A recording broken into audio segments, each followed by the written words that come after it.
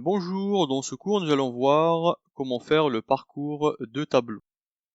Donc je commence déjà par déclarer un tableau. Alors je déclare déjà une variable taille pour contenir la taille du tableau, et puis un tableau de type float pour changer un petit peu. Alors float tab, alors taille.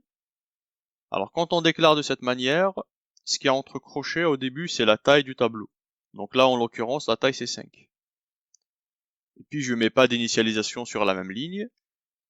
Et puis pour pouvoir remplir les cases de ce tableau, je vais utiliser une boucle pour le faire d'une manière automatique. Donc ça c'est le remplir le tableau. Alors j'utilise une boucle for, i égale 0, i inférieur à taille et plus plus. Donc c'est de là que ça vient le fait, ou bien l'utilité d'avoir la taille de tableau dans une variable. Parce qu'en fait si dans le code suivant on aura affaire à plusieurs fois au parcours de tableau. Donc à chaque fois on aura besoin d'utiliser la taille. Donc le fait de l'avoir dans une variable de cette manière nous simplifie énormément les choses. Parce que si je souhaite par exemple modifier la taille du tableau, j'ai qu'à venir sur cette ligne numéro 6 et puis modifier la taille du tableau. Et puis ça va s'appliquer sur tout le reste du code. Mais si à chaque fois je traîne la taille 5 dans mes boucles, donc si j'ai 50 boucles, je dois aller le modifier dans chacune des boucles. Ce qui est un peu contraire aux bonnes pratiques de la programmation.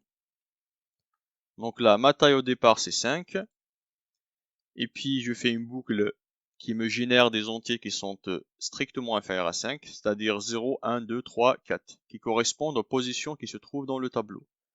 Donc là j'affiche un message, printf, entrer la valeur de tab de i, donc là i, voilà, et puis j'utilise un scanf pour pouvoir lire cette valeur. Donc, vu que mon tableau est un tableau de type float, donc j'utilise le formateur pour son f, et puis comme une variable normale, je mets et commercial de tab de i. Donc là, je souhaite lire tab de i, c'est i égale 0, donc ça sera tab de 0, c'est i égale 1, ce sera tab de 1, et ainsi de suite. Alors ici, on exécutait tout ça pour voir comment ça marche. Alors il me demande d'entrer la valeur de tab de 0. Alors je mets 8,5, tab de 1, 3,2, 1,8, 6, 9,4. Voilà. Donc là, on a rempli les cases du tableau une par une. Donc là, à l'intérieur, le tableau aura exactement les valeurs que je viens de lui donner. Alors, pour pouvoir afficher le tableau, vous l'avez compris, ça sera de la même manière, en utilisant une boucle for. On peut très bien utiliser une boucle while, c'est chacun comment ils se sent. Donc, afficher les valeurs du tableau. Donc, pareil avec une boucle for, i strictement inférieur à taille, et plus plus. Et puis à chaque fois, j'utilise un printf. Donc j'affiche tab de i égale, vu que c'est un tableau de float, donc je mets égal %f.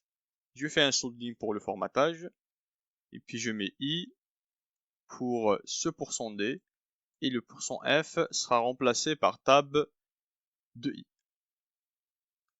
Voilà. Ici, on a compilé tout ça. Alors, entrer la valeur de 0, je mets 7,2, 3,4, 5,0, et puis 2,1, et la dernière valeur, ça sera 0,5. Et puis elle m'affiche les valeurs du tableau une par une. Alors la table de 0, c'est 7,2, 3,4, 5, 2,1, 0,5. Très bien.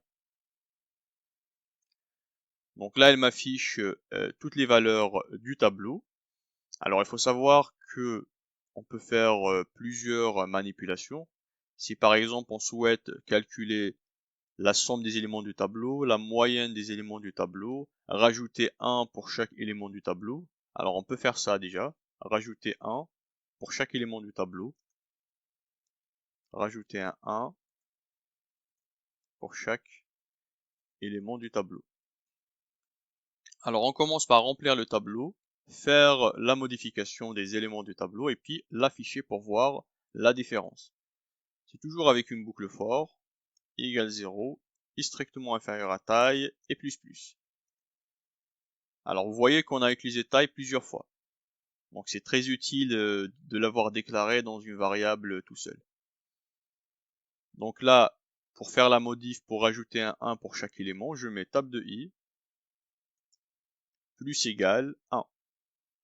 Ou bien j'aurais pu aussi écrire tab de i égale tab de i plus 1. De toute façon, on a déjà vu avant, c'est pareil. Voilà. Du coup, de cette manière, pour chaque valeur de i, j'accède à tab de i. Pour i égale 0, ça sera tab de 0. I égale 1, ça sera tab de 1. Et puis du coup, pour chacune des cases, je lui rajoute un 1. Et puis au final, je fais l'affichage. Alors essayons d'exécuter et de voir ce que ça donne. Alors, entrer la valeur de 0. Alors 1,2, 3, plutôt 2,3, 7, 3,4, et puis 9,01. Et puis là, le résultat, après la modification, alors tab de 0, c'est 2,2. Voilà, c'est ça plus 1. Tab de 3, c'est 3,3, donc c'est 2,3 plus 1, et ainsi de suite. Donc tout est correct.